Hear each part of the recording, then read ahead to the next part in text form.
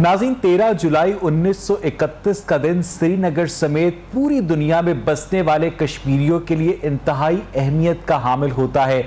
उस दिन एक अजान को मुकम्मल करने के लिए 22 मौज़िनों ने जामे शहादत नोश किया और उसके बाद से हमने देखा कि 13 जुलाई का दिन और तहरीके कश्मीर जो है वो एक दूसरे के साथ लाज़ुम मलज़ूम बन गए।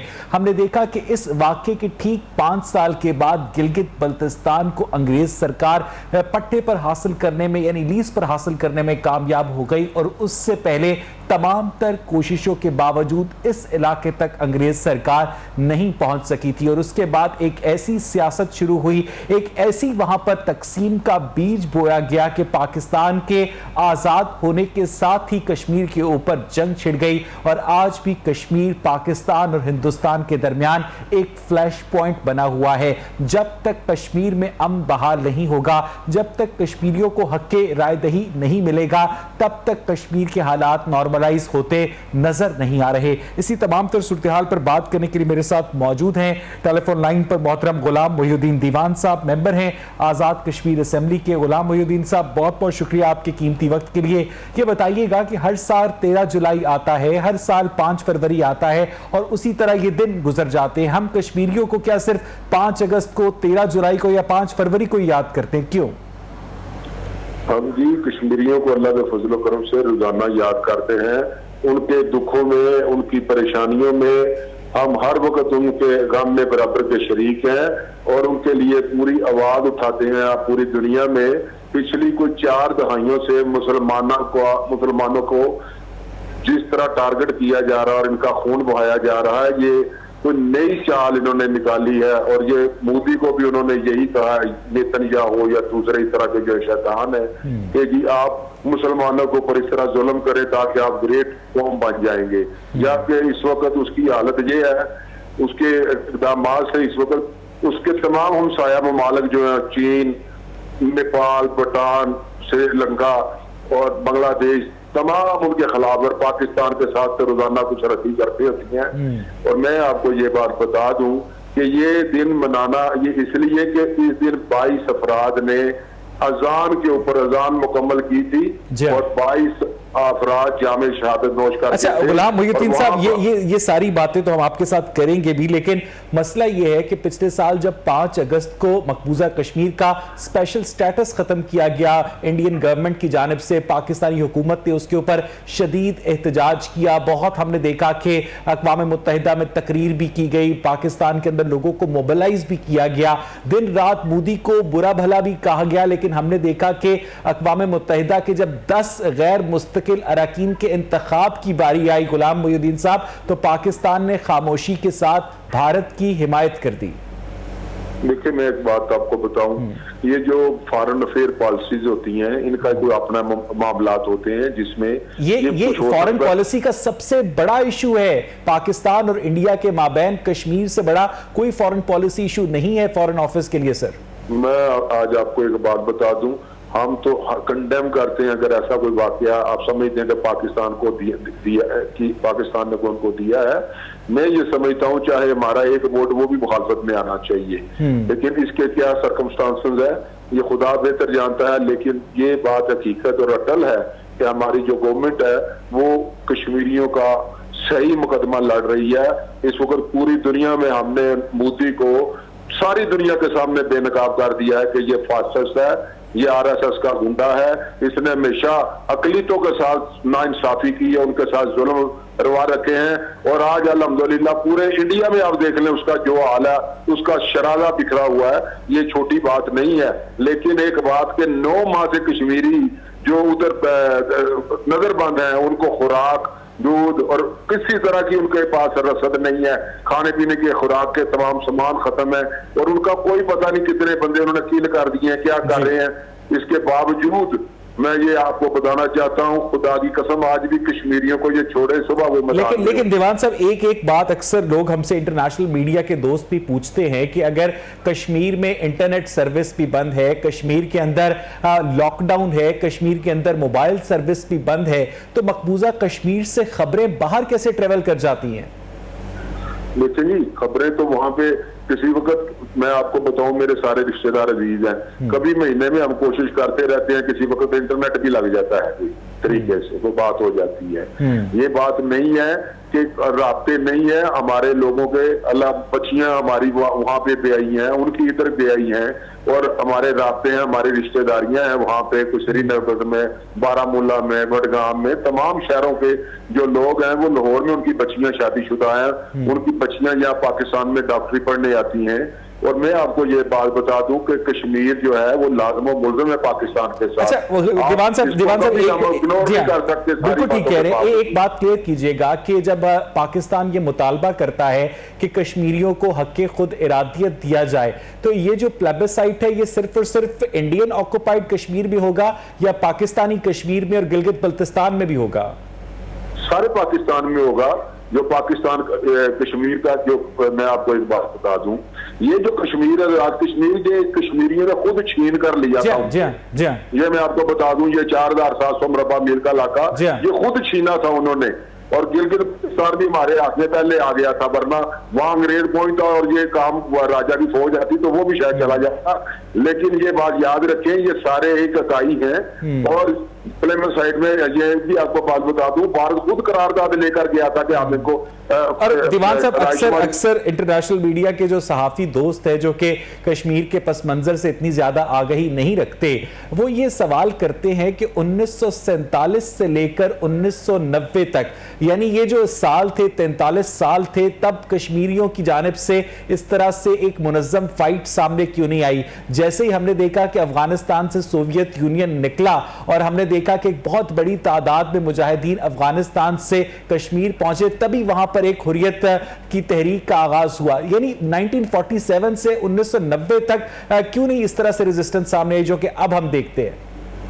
देखिए, मैं एक बात बताऊं, ये लावा पक रहा था और वहां पर हो रही थी, तहरीक चल रही थी, लेकिन इतनी तेजी नहीं थी। अब जब बुरहान वानी को इन्होंने शहीद किया, ये लेटेस्ट जो आखिरी आई है, तो आपने देखा फिर कितनी आई, जब वहां पर जुल्म का बाजार किया, कश्मीरियों को उनके हकूक नहीं दिए गए, उनको मुलाजमतों में कोटा नहीं दिया गया, उनको वहां भारत में दूसरे तीसरे दर्जे का शहरी करार दिया जाता रहा, उनको कॉलेज यूनिवर्सिटीज में मारा जाता रहा, तो फिर कश्मीरियों ने बाहर उठना ही था।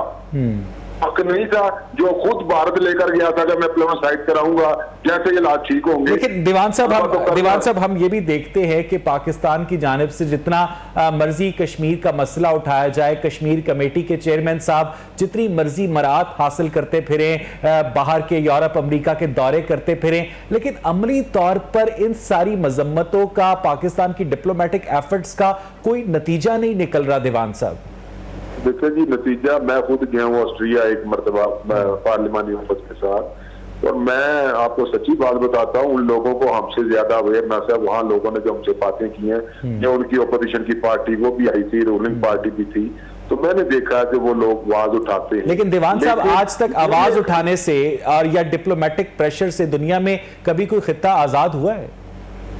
नहीं। तो मैं ये आपको बात बताना चाहता हूँ, ये बड़े शरीर में ये जो अमन है ये भी लगा हुआ, इस वक्त तहस नहस होने जा रहा है।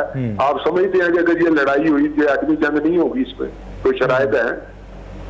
तो दीवान साहब इस मसले का यानी एटमी जंग, तो इमरान खान साहब ये कहते हैं कि कोई ऑप्शन ही नहीं है ना, उन्होंने तो इस चीज को खारिज इम्कान करार दे दिया है। लेकिन लाइन ऑफ कंट्रोल भी कहता है कि हम पहल हम करेंगे ये, उसके बाद उनके आया वज़ीर खारजा का भी बयान, उनके जो सारे हैं अहदेदार, उनका भी बयान आया, ये भी आपने सुना कि नहीं सुना? लेकिन अब पाकिस्तान को करना क्या चाहिए दीवान साहब?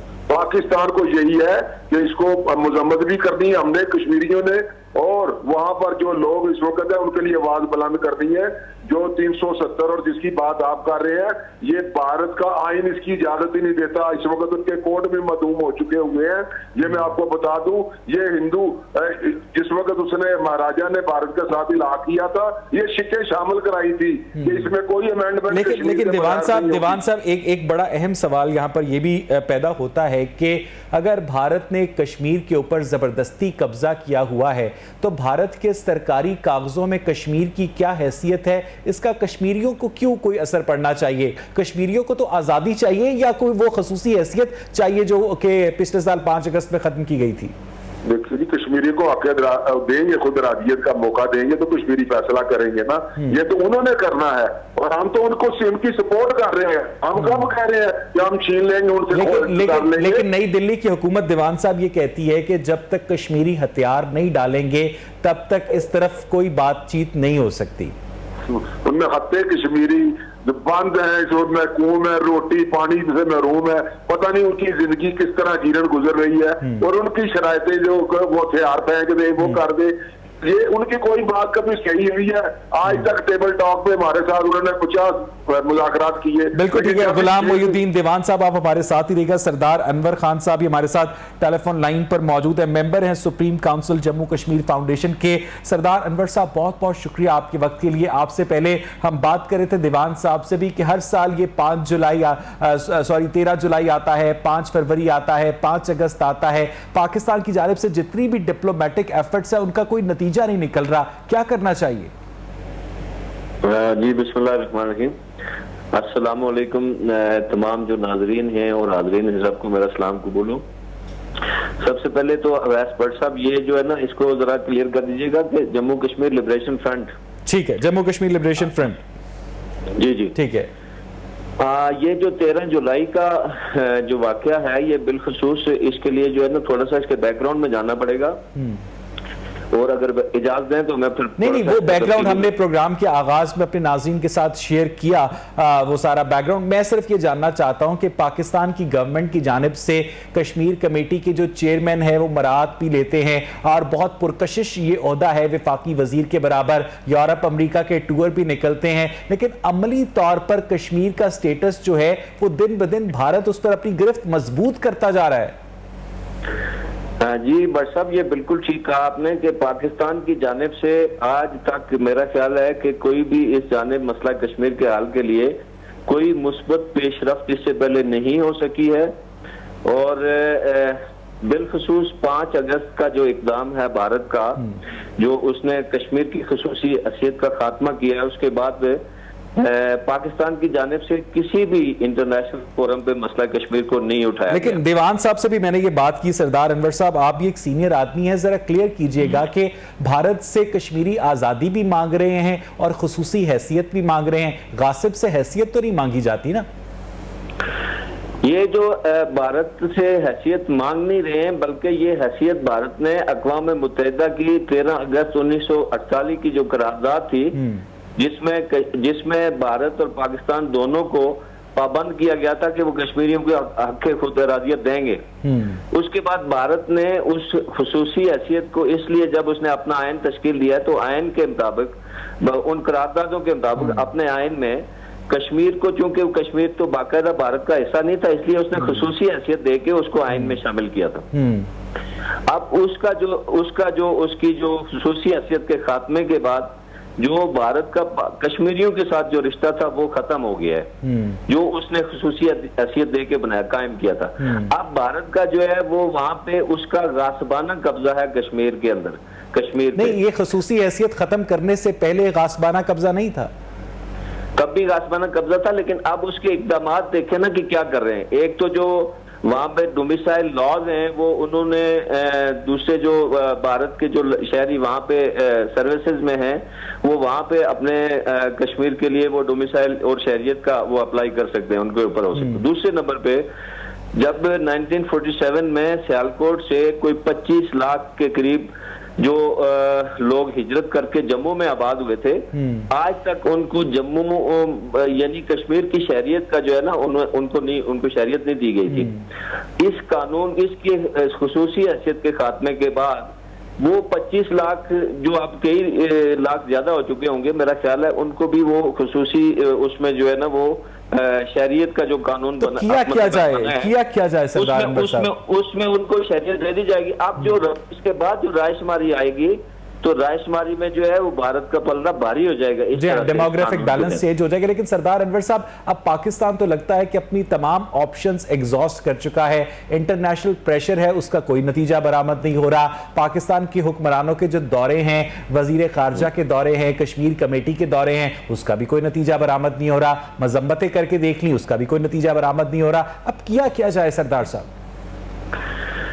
जी, पाकिस्तान ने तो इस तरह से कोई, मतलब मैंने जैसे पहले अर्ज किया है कि पाकिस्तान ने कोई सिद्ध के दिल से तो कोई आज तक कोशिश हुई नहीं है।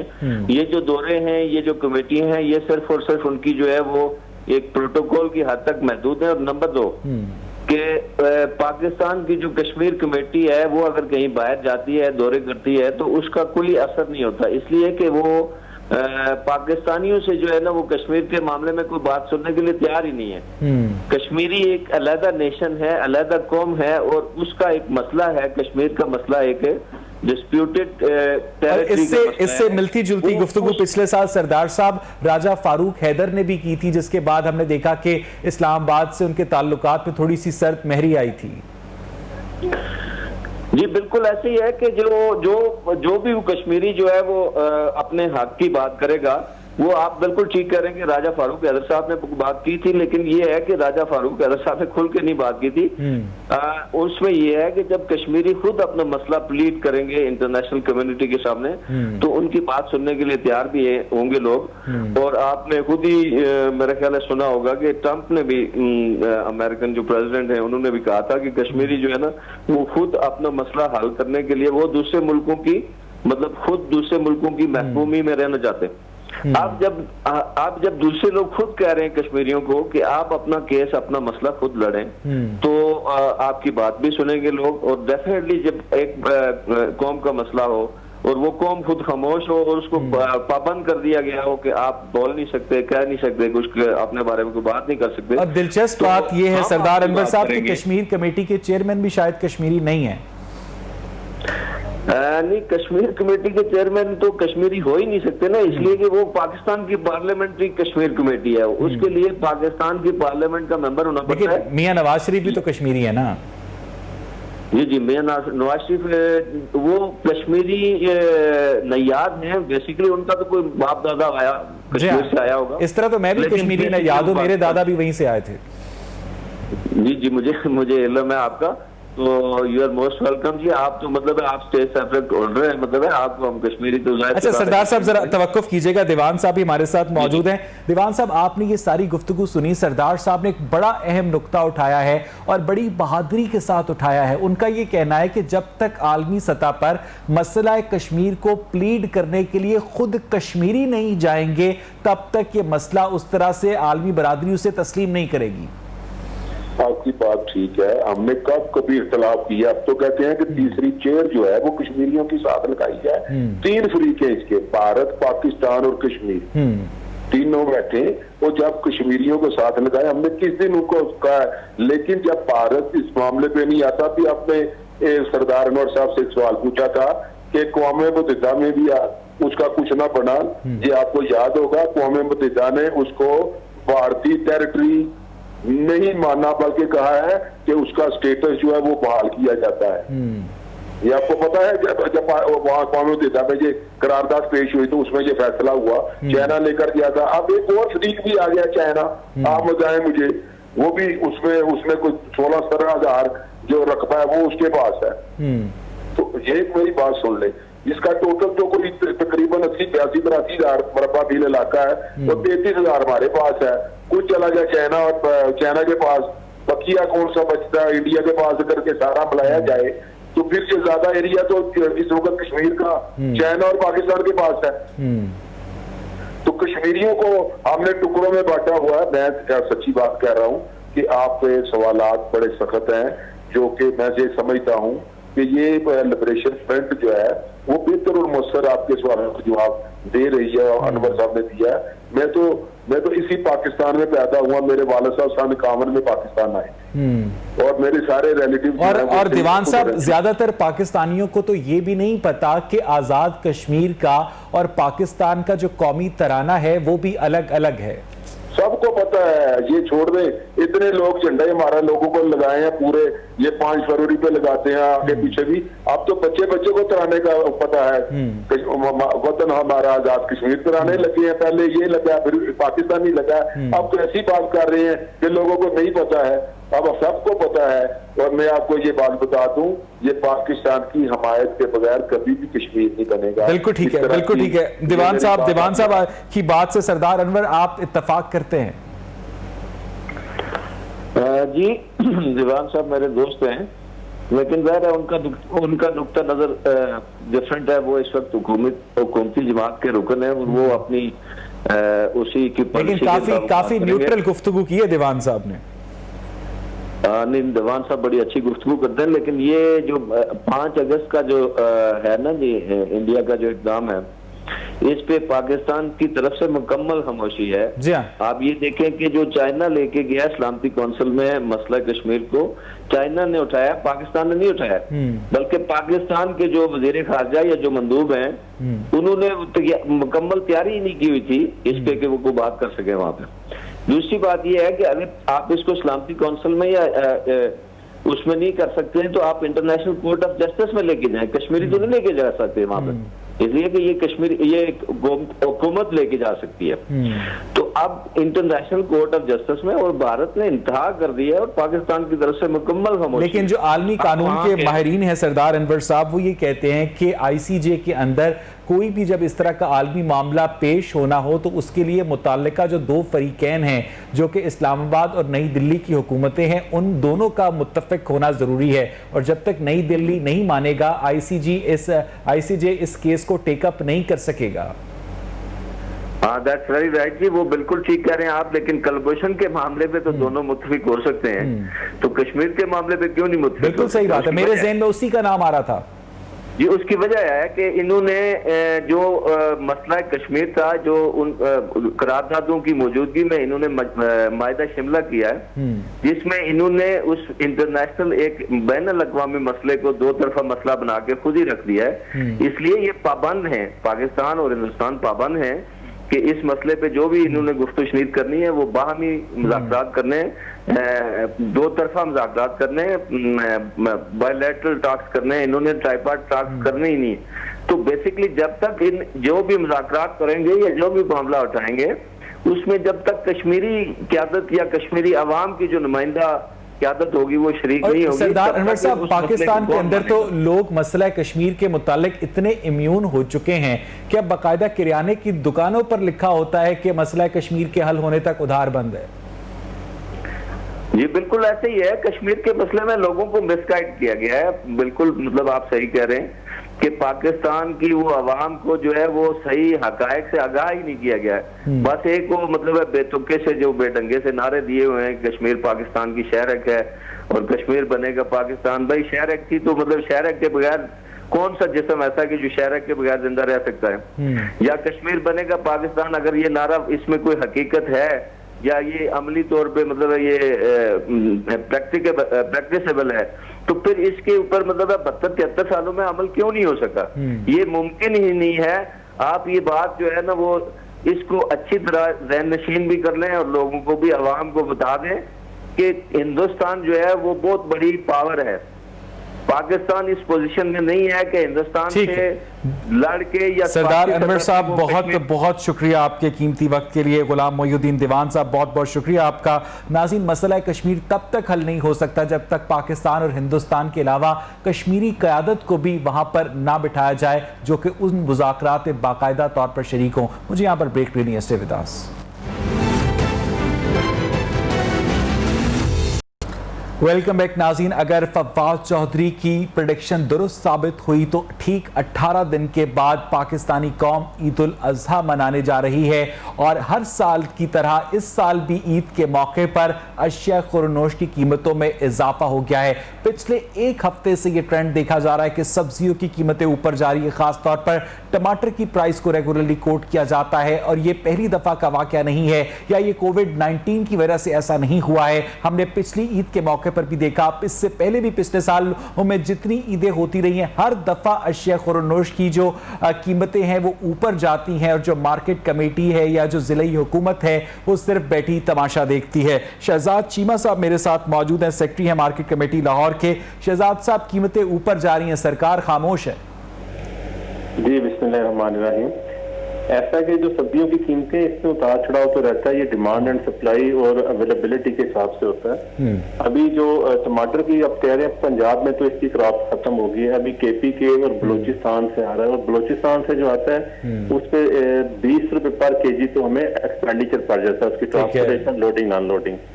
तो ये चूंकि पंजाब की क्रॉप जब थी तो उस वक्त ये 20-25 रुपए पर केजी अवेलेबल था। अब पूरे पाकिस्तान में इसके रेट्स ज्यादा हैं। अब बलोचिस्तान में भी 100 रुपए के करीब है, सिंध में भी यही रेट है और लाहौर में भी यही रेट है। शहजाद चीमा साहब, मुझे एक बात बताइएगा कि हर साल 2 ईदें आती हैं और हर साल दोनों ईदों से पहले कभी लीमों की प्राइस चढ़ जाती है, कभी अक्सर टमाटर की प्राइस चढ़ जाती है, और जैसे ही ये ईदें जाती हैं तो उसके बाद ये सारी वजूहात खत्म हो जाती हैं। जी ऐसा नहीं है बिल्कुल। पिछले साल ईद पे इसका रेट ज्यादा नहीं था, पिछले साल इसका रेट काफी कम था क्योंकि उस वक्त अवेलेबिलिटी इसकी काफी ज्यादा थी। इस दफा बदकिस्मती से बारिशें ज्यादा हुई, मानसहरा की KPK की क्रॉप काफी ज्यादा डैमेज हो गई, जिसकी वजह से लाहौर के लिए जो है ना इसकी अवेलेबिलिटी कम हो गई। अदरवाइज ये पूरे पाकिस्तान में इशू है। शहजाद चीमा साहब, मेरी प्रोडक्शन टीम का बहुत बहुत शुक्रिया, उन्होंने मुझे अभी अभी गाइड किया और चेक करके बताया कि पिछले साल बड़ी ईद के मौके पर टमाटर की प्राइस 140 रुपए थी। नहीं, मेरा नहीं ख्याल 140 पे। ये ओपन मार्केट का प्रॉफिटेरिंग की बात कर रहे होंगे, सरकारी लिस्ट में ऐसा बिल्कुल नहीं। सरकारी लिस्ट तो सिर्फ बनने के लिए बनती है ना, उस पर अमल दरामद कौन करता है? जब हम दुकानदार को कहते हैं चीमा साहब कि रेट लिस्ट के मुताबिक ये चीज तो नहीं है, तो उसने कहा कि जिन्होंने लिस्ट बनाई है उनसे जाके आप सामान भी ले लें। जी बिल्कुल सही कह रहे हैं, हम सामान लेके देने को तैयार हैं। जो लाहौर के एतवार बाजार लगते हैं, मॉडल बाजार लगते हैं, वहां पे रेट लिस्ट से भी सस्ती चीजें अवेलेबल होती हैं।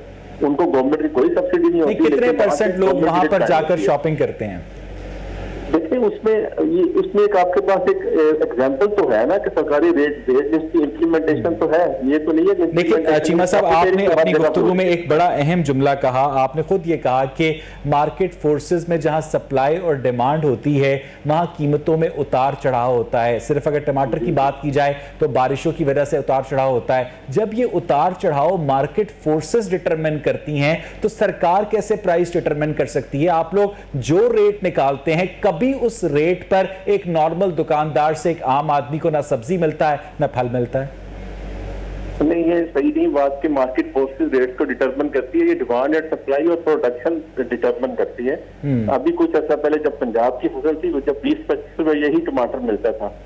अब चूंकि इसका एक 1.5-2 महीने की फसल होती है और पूरे साल में सिर्फ 1.5-2 महीने पंजाब में होती है, तो इसकी अवेलेबिलिटी को डायरेक्ट। शहजाद चीमा साहब, आप जरा हमारे साथ ही रहिएगा, तवक्कुफ कीजिएगा। सदाम अतर साहब हमारे साथ मौजूद है, हमारे बहुत पुराने दोस्त हैं, जनरल सेक्रेटरी हैं सब्जी मंडी बादामी बाग के। सदाम, कैसे हैं आप?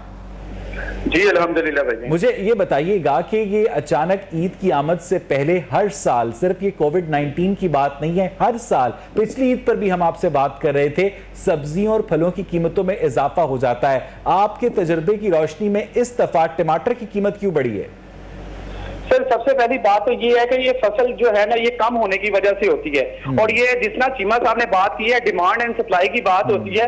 ईद उल अजहा हो या कोई भी ईद हो, कोई भी त्योहार हो, उसकी डिमांड किसी भी आइटम्स होती है, जो इसमें मसाला जात की आइटम्स है, इसकी डिमांड बढ़ जाती है। डिमांड तो बकरों की भी बढ़ जाती है लेकिन उनकी प्राइस नीचे नहीं आती। लेकिन बकरों की भी प्राइस अगर आप देखें तो बकरा मंडी में जाके आप देखें, कीमतें खरीद जो है हर सालों की निस्बत जो है ना महंगी से महंगी तर हो जाती है। डिमांड ज्यादा है बकरों की लेकिन कीमत भी ज्यादा है। इसका मतलब ये है कि आपका जो इकोनॉमिक प्रिंसिपल है कि जहां डिमांड ज्यादा होगी वहां पर जो कीमत भी ज्यादा होगी, इस इकोनॉमिक प्रिंसिपल को हर जगह अप्लाई नहीं किया जा सकता सदाम साहब। लेकिन यहाँ पे ऐसा ही है, क्योंकि इसकी डिमांड जो है वो जब ज्यादा होगी तो ऑब्वियसली जो है ना उसकी कीमत ज्यादा होगी। दूसरी बात ये है कि इस वक्त हमारे पाकिस्तान में टमाटर जो है उसकी फसल कम है। ईद के तकरीबन 15 दिन के बाद प्रॉपर जो है ना उसकी फसल आना शुरू हो जाएगी। इस वक्त जो है हम अफगानिस्तान से इंपोर्ट कर रहे हैं और ईरान से इंपोर्ट हो रहा है। जो ईरान से इंपोर्ट हो रहा है वो कोयटा और बलूचिस्तान के कुछ अजला में जो है ना, क्योंकि वो पूरा लाल टमाटर होता है, वो लाहौर तक पहुंच नहीं सकता। अगर हम लाहौर शहर की बात करें, इस वक्त जो है ना वो कोयटा भी टमाटर आ रहे हैं और इसके अलावा अफगानिस्तान से भी टमाटर, काबुल के तुरखम के रास्ते पाकिस्तान में भी टमाटर आ रहे हैं। बकिया सब्जियों की कीमतों में भी तो इजाफा हुआ है ना सदाम? जी बिल्कुल, बकाया कीमत में इजाफा हो गया। अगर इसी तरह अगर आपने प्याज की बात की है, अगर देखें तो प्याज जो है इस वक्त जो है ना कीमतें जो पिछले साल की निस्बत इस वक्त बहुत सस्ता है। पिछले साल तकरीबन 8,000 साढ़े 8,000 रुपए की एक बोरी होती थी, लेकिन इस वक्त इस साल तकरीबन 2,000 1,500 1,600 1,700 रुपए की इस वक्त बोरी मिल रही है। लेकिन सदाम, अभी हम शहजाद चीमा साहब से भी यही बात कर रहे थे कि अगर गवर्नमेंट अपनी प्राइसेस के ऊपर अमल दरामद नहीं करवा सकती है तो फिर रेट लिस्ट निकालती क्यों है? बिल्कुल, ये सवाल आपका बिल्कुल वैलिड पॉइंट है अवैस। यही चीज पे जो है ना हमेशा ही तकरार होती रही है। चीमा साहब ने हमें दावत दी है, चीमा साहब ने कहा है कि आप इतवार बाजार आ जाएं, आपको हम उस रेट पर ले देंगे चीजें। सर, इतवार बाजार की बात नहीं है। जो लोग अभी कोविड-19 की वजह से, अगर हम इसी की बात अगर की जाए तो हर बंदा इतवार बाजार में नहीं पहुंच सकता। आप और मैं, हम लोग नहीं पहुंच सकते हैं। जो बंदा एहतियाती तदाबीर SOPs के ऊपर अमल दरामद करता है वो इतवार बाजारों में नहीं पहुंच सकता। अगर ये इंप्लीमेंटेशन रेट लिस्ट के ऊपर करवानी है तो हर छोटी दुकान के ऊपर, हर ठेले के ऊपर, हर रेडी के ऊपर करवानी पड़ेगी, हर सब्जी मंडी में करवानी पड़ेगी। ये चीमा साहब हो या डिप्टी कमिश्नर साहब हो, ये क्योंकि इसके कन्वीनियर जो है ये डिप्टी कमिश्नर साहब अच्छा हैं। ठीक है, मुझे जरा रुकिएगा सदाम। चीमा साहब, एक बड़ा अहम पॉइंट ये है कि जब भी सरकारी लोग जो हैं एक आम सब्जी फरोश की दुकान पर छापा मारें या उसे जुर्माना करें तो वो ये कहता है कि मुझे मार्केट से यानी पीछे मंडी से चीज महंगी मिली है, और आप लोग उसका ये उज़्र कबूल क्यों नहीं करते, क्योंकि वाकई महंगी मिल रही होती है। जी बिल्कुल नहीं, ये उनका लेम एक्सक्यूज है। हम इसको इसलिए कबूल नहीं करते कि वहाँ पे चीज महंगी नहीं मिलती। मैंने आपको पहले एग्जांपल दी है कि जो गरीब दुकानदार अतवार बाजारों में लेके जाते हैं वो भी मंडी से लेके जाते हैं। अगर मंडी से महंगी मिलती होती तो वो कभी भी उस रेट पे, रेट लिस्ट से या रेट लिस्ट से कम रेट पे वहां पे ना बेच सकते हो। हम इस चीज को ऑन करते हैं, जो हम रेट लिस्ट निकालते हैं उससे कम रेट पे। शहजाद चीमा साहब, मंडी में जो प्राइस होती है चीजों की वो भी आपकी रेट से ज्यादा होती है, तो जब तो मंडी से कोई लेकर आएगा तो वो तो जाहिर है ऑटोमेटिकली प्राइस बढ़ जाएगी। मैंने गुजारिश की है कि जो संडे बाजार की आपको एग्जाम्पल दी है वो यही है कि मंडी से वो लेके आते हैं और मंडी के रेट लिस्ट से सस्ती देती है और वो रेट लिस्ट आम रूटीन के मुताबिक होती है। और ये कतन बिल्कुल इनका ये एक्सक्यूज है कि मंडी से हमें चीजें महंगी मिलती है, मंडी में रेट लिस्ट से भी सस्ती मिलती है चीजें। मंडी में रेट लिस्ट से सस्ती मिलती है चीजें सदाम? जी रेट लिस्ट से भी सस्ती। नहीं सदाम साहब, देखिए, कुछ आइटम्स ऐसी हैं, चीमा साहब ठीक फरमा रहे हैं, कुछ आइटम्स ऐसी हैं जो रेड लिस्ट से भी सस्ती मिलती हैं, लेकिन मैक्सिमम अशिया ऐसी हैं जो रेड लिस्ट के भी ऊपर मिलती हैं। जी हाँ, जी हाँ, हमारा तजुर्बा भी यही कहता है। बिल्कुल, क्योंकि रेड लिस्ट के ऊपर जितनी जो चीजें हैं तकरीबन, मानना शहजाद चीमा साहब बिल्कुल अपनी जगह पे ठीक फरमा रहे हैं, 40% चीजें तो वो हैं जो रेड लिस्ट से नीचे मिलती हैं, लेकिन 60% चीजें ऐसी हैं जो रेड लिस्ट के ऊपर मिलती हैं। वो आप मंडी तो छोड़ के क्या पूरे लाहौर में आपको रेड लिस्ट के मुताबिक तमाम अच्छा, अब जरा यहाँ पर रुके सदाम। चीमा साहब, अब जो 60% चीजें मंडी में रेट लिस्ट से ऊपर मिलती हैं, तब कैसे कह सकते हैं आप एक आम दुकानदार को कि वो लेम एक्सक्यूज बना रहा है? जी ऐसा नहीं है, बिल्कुल मंडी में रेट लिस्ट के मुताबिक इंप्लीमेंट होती है। नहीं, सदाम साहब एक मोहतरम आदमी है, जनरल सेक्रेटरी हैं सब्जी मंडी बदामी बाग के, अगर वो कोई बात करेंगे तो उसमें वजन होगा। उसकी बात मैं बताता हूँ, वो अपने तौर पे वो ठीक इसलिए कह रहे हैं कि समटाइम जब चीज की क्वांटिटी ज्यादा होती है, उसकी डिमांड ज्यादा हो जाती है, तो कुछ दुकानदार जो फड़िया हजरात है उसको रेट ज्यादा करते हैं, और जब उसकी डिमांड कम होती है तो रेट लिस्ट से भी नीचे भेज देते हैं। उसके लिए फिर हम उसको जुर्माना करते हैं। अगर कोई ऐसा करे तो जुर्माना करते हैं। पिछले दिनों में तकरीबन 2.25 लाख रुपए जुर्माना सिर्फ एक मंडी में किया गया, उसके बावजूद कीमतें नीचे नहीं आ रही। अगर कोई चंद लोग बेचे, इसका मतलब नहीं कि सारी मंडी में ओवर चार्जिंग होती है, ओवर चार्जिंग हर जगह पे हो जाती है। लेकिन आप लोगों ने 2.25 लाख रुपए के जुर्माने किए। इससे पहले हमने पुलिस के अफसरान से पूछा कि लाहौर की सड़कों पर सरेआम मुनशियात बिकती हैं, तो उन्होंने हमें यह बताया कि हमने इतने टन मुनशियात पकड़ ली, लेकिन लोग आज भी इस्तेमाल कर रहे हैं। आपके जुर्मानों के बावजूद भी जो सब्जियों और फलों की कीमतें हैं वो ज्यादा हैं। देखिए, गाली बेड़े हर जगह पे होती हैं, चंद लोगों की वजह से हम पूरे माशरे को या पूरी मंडी को हम नहीं। लेकिन हमें तो लगता है कि सफेद भीड़ें अब कुछ ही रह गई हैं, क्यों सदाम? बिल्कुल, आप अवैस अपनी जगह पे बिल्कुल ठीक फरमा रहे हैं अवैस। इसके साथ साथ मैं आपके एक प्रोग्राम की तवज्जो से एक बात हकामे बाला तक, और मैं समझता हूँ कि एहलानिया लाहौर तक ये बात पहुंचाना चाहता हूँ। देखिए, ट्रांजिट इन्होंने कल से दोबारा फिर खोल दिया हुआ है। ट्रांजिट ये होता है, देखिए अफगानिस्तान का माल इंडिया जा रहा है, हिंदुस्तान में जा रहा है, पाकिस्तान को उसको एक टके का भी फायदा नहीं है। देखिए, पाकिस्तान की सड़कें इस्तेमाल हो रही हैं, पाकिस्तान के जो है ना वो इसमें जो है ना वहां पे सारी सड़कें वगैरह इस्तेमाल होती हैं, टूट फूट का शिकार होती हैं, टनों पे टन जो है ना वो ट्राले जो है वो इस वक्त जो है ना इंडिया हिंदुस्तान के लिए प्याज एक्सपोर्ट कर रहा है अफगानिस्तान। इसके अलावा जो है ना वो उनकी सब्जियात और फ्रूट वगैरह, और इसके अलावा भी कोई पत्थर वगैरह जो ट्रांजिट का माल जो होता है वो हिंदुस्तान। तो सदाम, इस वक्त इंडिया से भी सब्जी आ रही है पाकिस्तान में? नहीं, इंडिया से बिल्कुल नहीं आ रही। देखिए, ये ट्रांजिट का माल है अफगानिस्तान से जो आ रहा है। ये शहजाद चीमा साहब भी इस चीज को बखूबी इस चीज का बता सकते हैं। देखिए, ट्रांजिट का जो है, अगर तो ये इनके साथ अगर ट्रेड खोलनी है तो पाकिस्तान का फिर प्याज उधर जाए, पाकिस्तान के लिए टमाटर वहां से आए। अगर पाकिस्तान की खुशहाली है इसमें, किसानों की खुशहाली है इसमें, यानी पाकिस्तान से प्याज जाए और इंडिया से टमाटर आए तो इनकी जिनके जो रेट हैं वो नॉर्मल रहेंगे, नॉर्मल रहेंगे, बिल्कुल 100% नॉर्मल रहेंगे। जिस ना अभी मैं एक बात करना चाहूंगा कि इस वक्त प्याज वाले जो हैं, किसान जो हैं, इस वक्त पिस रहे हैं। पिछले सारा सीजन जो है इनका जो प्याज है 400 रुपए की बोरी बिकी है। पिछले दिनों 400 रुपए की बोरी बिकी है। उनका अखराजात पूरे नहीं हो रहे थे। बीज जो है वो 80,000। अच्छा शहजाद चीमा साहब, आपने गवर्नमेंट से सिफारिश की है कि पाकिस्तान का प्याज इंडिया को भेजा जाए और इंडिया से टमाटर मंगवाया जाए? नहीं, हमने ऐसी कोई सिफारिश नहीं की। दूसरा, जो सद्दाम साहब ने आपसे बात की है, बड़ी वैलिड बात है। अब देखें, आपने उस चीज को तो हाईलाइट किया कि टमाटर जो है वो बलोचिस्तान से आ रहा है और ये प्याज भी बलोचिस्तान से और कराची से आ रहा है। और कराची से आके ये 20-25 रुपए अगर बिक रहा है यहाँ पे, तो जमींदार को नुकसान हो रहा है। वो चीज आपने बिल्कुल नहीं बताई कि पिछले सालों से भी वो तकरीबन 40% सस्ता बिक रहा है प्याज। तो ये डिमांड एंड सप्लाई है, जब फसल अच्छी हो जाती है तो रेट, तो बड़ी ईद से पहले आप चीजों की कीमतों को कंट्रोल करने के लिए क्या कर रहे हैं चीमा साहब? जी बिल्कुल, हम इसके लिए कर रहे हैं। हमारे डीलर्स जो हमारी मंडी के तकरीबन 10 से 20 बलोचिस्तान कोयटा में बैठे हैं, वहां से ज्यादा गाड़ियां खरीद के यहाँ लाहौर भिजवा रहे हैं ताकि ज्यादा से ज्यादा तादाद में गाड़ियां हैं और रेट कम हो। इसी तरह काबुल से भी हमारा माल आ रहा है। ईरान में भी कहा गया, ईरान की फसल अभी जो बिल्कुल एंड में थी, अब जो नई फसल आएगी वो डायरेक्ट लाहौर तक भी आएगी। नहीं, ईरान से मंगवा सकते, इंडिया से नहीं मंगवा सकते। इंडिया के साथ आपको भी पता है कि इंडिया से हम नहीं तजारत करना चाहते। ये गवर्नमेंट की पॉलिसी नहीं है कि इंडिया से मंगवाई जाए। इससे हम महंगी चीज दे लें कि अपने पाकिस्तानी ताजरों को मिल जाए, जमींदारों को, लेकिन इंडिया को ना जाए। ठीक है, बहुत बहुत शुक्रिया शहजाद चीमा साहब, बहुत बहुत शुक्रिया सदाम अतर साहब। एक बहुत अहम तजवीज़ दी गई सदाम अतर की जानिब से कि अगर पाकिस्तानी प्याज भारत को एक्सपोर्ट किया जाए और भारत से टमाटर पाकिस्तान के अंदर इंपोर्ट किया जाए तो प्याज और टमाटर इन दोनों की कीमतें स्टेबल रह सकती है। मुझे यहाँ पर एक ब्रेक लेनी है। Stay with us.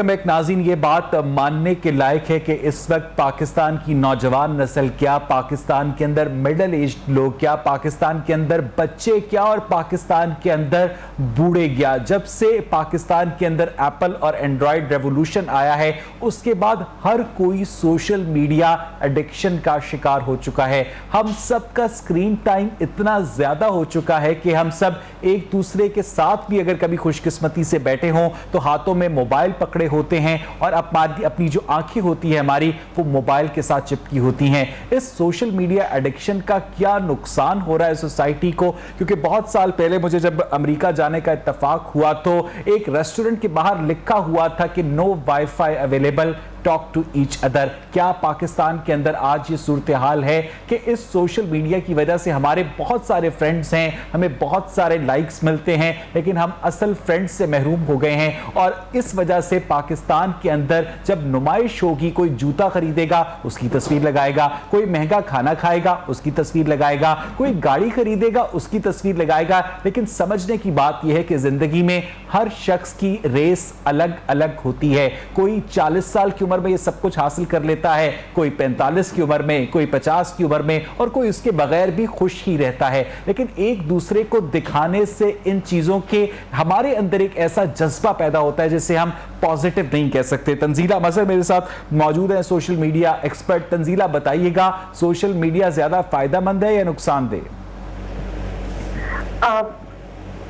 दोनों तरह की चीजें जो हैं वो आप देखते हैं, जहां पे भी दुनिया ने तरक्की की है, जहाँ पे नई चीजें ईजाद हुई हैं, वहाँ पे जितना इंसानियत को फायदा होता है उतना ही नुकसान भी होता है। हमारी सोसाइटी में क्योंकि तरबियत का बहुत ज्यादा फुकदान है, हमने कभी भी गुफ्तगू करना हमारे मुआशरे में, चाहे वो घर के लेवल पे हो चाहे वो स्कूल के लेवल पे हो, हमने कभी सीखा नहीं है। आप देखिए, हम गुफ्तगू नहीं करते, हम बच्चों को बस खामोश करवा देते हैं, हम क्लास में भी उनको चुप करके बैठने की तरफ लेके जाते हैं। फिर जब जैसे जैसे आप बड़े होते हैं, आप अपनी प्रोफेशनल लाइफ की तरफ आते हैं, तो वहां पे भी उस तरह की आजादी नहीं है इजहार की जो कि एक इंसान की जिबल्लत का हिस्सा है। तो मेरा ख्याल है कि सोशल मीडिया के एडिक्शन की तरफ लाने का जो सबसे बड़ा एलिमेंट है वो यही है कि लोगों को अपनी बात कहने की मुकम्मल आज़ादी महसूस होती है।